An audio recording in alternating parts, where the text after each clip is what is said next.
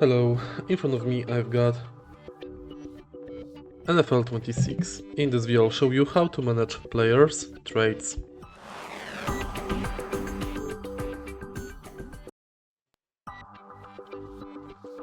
In the beginning, let's go to franchise and go to manage team.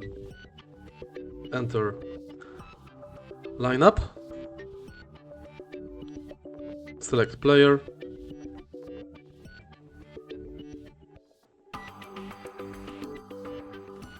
trades, and select trade. You can remove them and add them.